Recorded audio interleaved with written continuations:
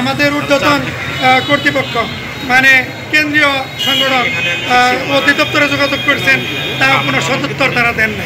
আমরা মনে করি সরকার এগুলো জানেন না।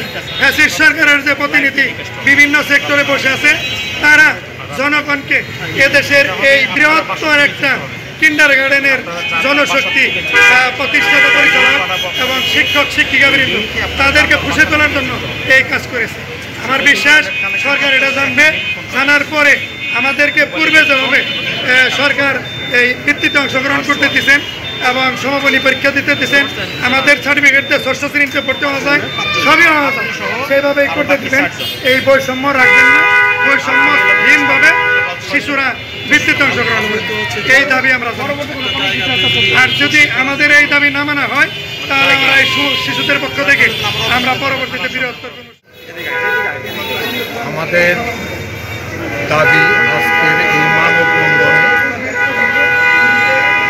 সরকার গত 17 জুলাই যে পরিপত্র জারি করেছে প্রাথমিক এবং গণশিক্ষা অধিদপ্তর, আমরা মূলত সেই পরিপত্রের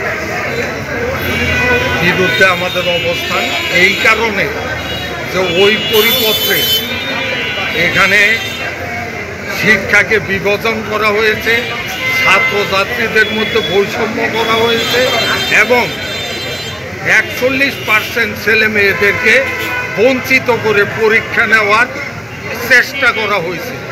এইগুলা আমরা প্রতিবাদ করে আমরা শুধু বলতে চাই, আমাদের ছেলে মেয়েদের কিন্ডারগার্ডেনের ছেলে মেয়েদেরকে পরীক্ষায় অংশগ্রহণ করার সুযোগ দিয়ে একটা পরিপত্র জারি করবেন অনতি বিলম্বে।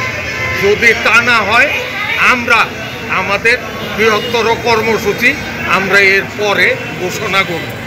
ধন্যবাদ।